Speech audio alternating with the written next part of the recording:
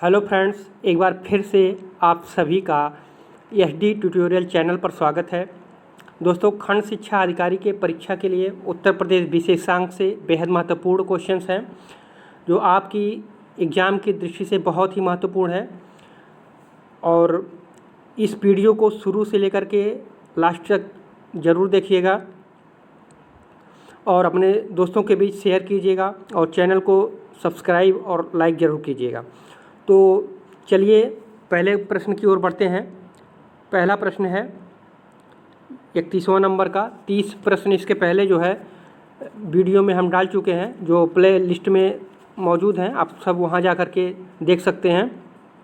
तो 31वां क्वेश्चन है, नदियों के किनारे स्थित शहरों के संदर्भ में सुमेलित नहीं है। नदियों के किनारे स्थित शहरों के संदर्भ में सुमेलित नहीं है। जौनपुर गोमती नदी, गाजियाबाद यमुना नदी, कन्नौज गंगा नदी, गोरखपुर राप्ती नदी। तो कौन सा इसमें सुमेलित नहीं है? तो आप लोग ज़रूर उत्तर बताइए कमेंट करके। तो 31 नंबर का जो है बी सही हो जाएगा। गाजियाबाद यमुना नदी पे नहीं है, बल्कि कहाँ पे है? हिंडन नदी पे है।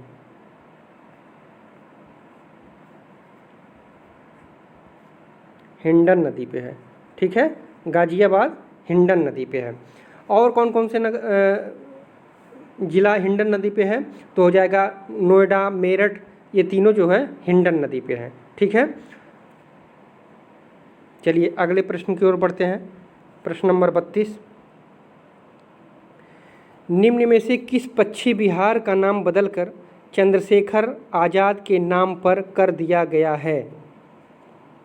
आपके बीच ऑप्शन हैं ए बखीरा, बी ओखला, सी पटना, डी नवाबगंज। तो कौन सा उत्तर सही हो जाएगा? उत्तर सही हो जाएगा आपका डी। डी जो है नवाबगंज। उन्नाव में नवाबगंज कहाँ पे स्थित है? उन्नाव में। उन्नाव में जो नवाबगंज है, पक्षी विहार का नाम बदल करके चंद्रशेखर आज़ाद पक्षी विहार कर दिया गया है। चंद्रशेखर आज़ाद पक्षी विहार कर दिया गया है, ठीक है। बहुत ही इम्पॉर्टेंट क्वेश्चन है। चलिए अगली क्वेश्चन की ओर बढ़ते हैं। क्वेश्चन नंबर 33, निम्न में से कौन सा एक सुमेलित नहीं है? ये भी उसी तरह से प्रश्न है, कौन सा सुमेलित नहीं है? बागों का शहर लखनऊ को कहा जाता है, बी सुहाग नगरी फिरोजाबाद को कहा जाता है, सी तीर्थनगर मथुरा को कहा जाता है, ऑप्शन नंबर डी पीतल नगरी मुरादाबाद को कहा जाता है। तो कौन सा आंसर सही हो जाएगा जो सुमेलित नहीं है? तो इसका सही आंसर हो जाएगा ऑप्शन नंबर सी। तीर्थनगरी मथुरा को नहीं, अयोध्या को कहा जाता है। किसे कहा जाता है? अयोध्या को कहा जाता है, ठीक है। अयोध्या को कहा जाता है तीर्थनगरी। मथुरा को अगर यही दे दिया जाए, मथुरा को क्या जाता है, क्या कहा जाता है? तो मथुरा को जो है, मथुरा को जो है पंडों का नगरी कहा जाता है। पंडों का नगरी, पंडों का नगरी कहा जाता है, ठीक है। और वाराणसी को घाटों की नगरी कहा जाता है। घाटों की नगरी कहा जाता है, ठीक है। तो इसे जो है 2-3 क्वेश्चन बनते हैं, इसको ज़रूर देख लीजिएगा, इंपॉर्टेंट क्वेश्चन ये भी है। चलिए अगले क्वेश्चन की ओर बढ़ते हैं। क्वेश्चन नंबर 34, सुलह कुल महोत्सव का आयोजन किया जाता है। ये कहाँ पे किया जाता है सुलह कुल महोत्सव का आयोजन? ऑप्शन ए है आगरा, ऑप्शन बी है वाराणसी, ऑप्शन सी है लखनऊ, ऑप्शन डी है इलाहाबाद। तो इसका राइट आंसर जो हो जाएगा वो आपका चला जाएगा ऑप्शन ए पे, आगरा में। सुलह कुल महोत्सव का आयोजन आगरा में किया जाता है। यह महोत्सव हिंदू मुस्लिम की एकता का प्रतीक है। जो ये महोत्सव जो है आगरा में मनाया जाता है, ठीक है। अब नेक्स्ट क्वेश्चन की ओर बढ़ते हैं। क्वेश्चन नंबर 35, उत्तर प्रदेश की सबसे लंबी नहर कौन सी है? ऑप्शन ए है घाघरा, ऑप्शन बी है केन नहर, ऑप्शन सी है शारदा नहर, ऑप्शन डी है निचली गंगा नहर। ये तो आसान क्वेश्चन है, आप सभी लोग इसका उत्तर बता सकते हैं। तो सही उत्तर हो जाएगा इसका शारदा नहर। ठीक है, शारदा नहर कहाँ पे स्थित है? यह बनवासा नामक स्थान पीलीभीत पर शारदा नदी से निकली है। ठीक है, शारदा नहर जो है यह बनवासा नामक स्थान जो पीलीभीत में है, वहाँ से शारदा नदी से निकली है। ठीक है, और ये जो केन नहर है, यहाँ से भी कभी कभी प्रश्न पूछ देता है। केन नहर उत्तर प्रदेश और मध्य प्रदेश की संयुक्त परियोजना है। उत्तर प्रदेश और मध्य प्रदेश, ठीक है, इसकी संयुक्त की परियोजना है। ठीक है, इस क्वेश्चन को भी आप लोग ध्यान में रखिएगा। ठीक है, अब चलते हैं अगले क्वेश्चन की ओर। क्वेश्चन नंबर 36, परीक्षा बांध किस नदी पर अवस्थित है? परीक्षा बांध किस नदी पर अवस्थित है? ए है रिहंद बांध, बी है बेतवा, सी है केन, डी है रोहड़ी। तो आप सब उत्तर बताइए। परीक्षा बांध बेतवा नदी पर स्थित है। बेतवा नदी कहाँ पे है? ये झांसी में है। कहाँ पे? झांसी में। ठीक है, बेतवा नदी झांसी में स्थित है और ये जो परीक्षा बांध है इसी बेतवा नदी पर ही स्थित है। अच्छा, ये बताइए बेतवा नदी जो है, और एक क्वेश्चन यहाँ से बनता है, बेतवा नदी यमुना नदी की जो है सहायक नदी है, जो हमीरपुर के पास यमुना जी में जाकर मिलती है। ठीक है, तो इस क्वेश्चन को भी अच्छे से देख लीजिएगा, तैयार कर लीजिएगा, बहुत ही इम्पॉर्टेंट क्वेश्चन है। अब नेक्स्ट अगले क्वेश्चन की ओर बढ़ते हैं, 37 नंबर की ओर। प्रश्न है, ग्रांड ट्रंक रोड निम्न में से किस शहर से नहीं गुजरती है? नहीं गुजरती है पूछ रहा, किस शहर से नहीं गुजरती है? ऑप्शन ए है इलाहाबाद, ऑप्शन बी है आगरा, ऑप्शन सी है अलीगढ़, ऑप्शन डी है मुगल सराय। ठीक है, तो किस शहर से नहीं गुजरती है? तो इसका सही आंसर हो जाएगा अलीगढ़ से। ठीक है, ग्रांड ट्रंक रोड का निर्माण किसने करवाया था? ये सब आप सब तो जानते होंगे, शेरशाह सूरी ने करवाया था। शेरशाह सूरी ने, इसे शेरशाह सूरी रोड भी कहा जाता है। ठीक है, यह उत्तर प्रदेश के वाराणसी, इलाहाबाद, कानपुर, कन्नौज, आगरा, मुगलसराय शहरों से गुजरती है, लेकिन ये जो है अलीगढ़ से नहीं गुजरती है। तो इसका कौन सा आंसर हो जाएगा? आंसर हो जाएगा आपका अलीगढ़। ग्रांड ट्रंक रोड जो है अलीगढ़ से नहीं गुजरती है।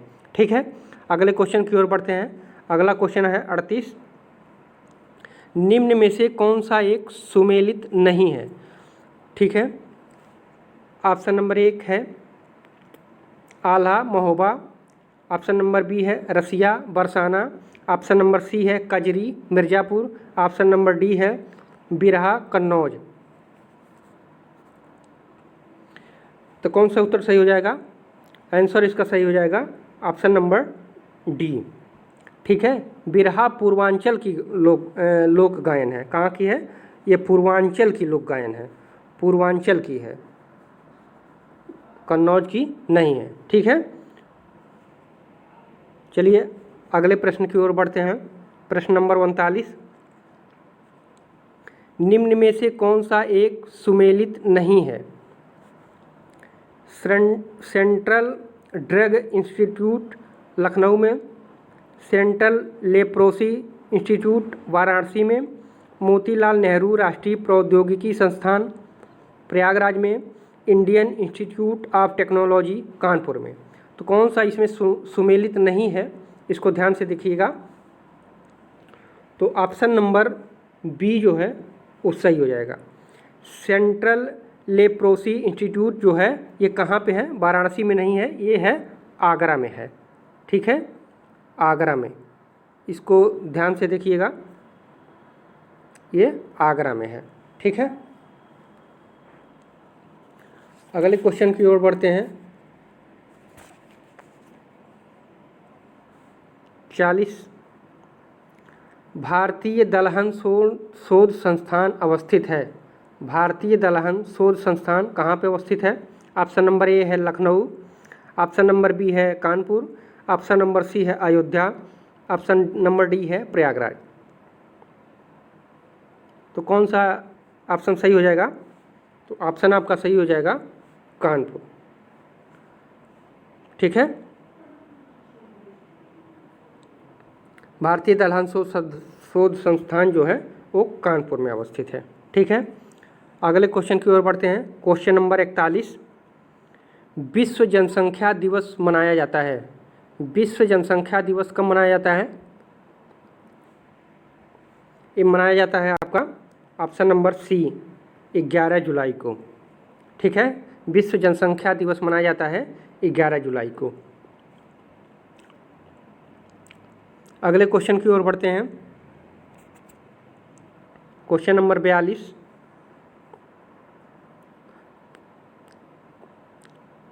प्लीज़ आप इस चैनल को सब्सक्राइब करें, लाइक करें और दोस्तों में शेयर करें। ठीक है, क्वेश्चन नंबर 42 को देखते हैं।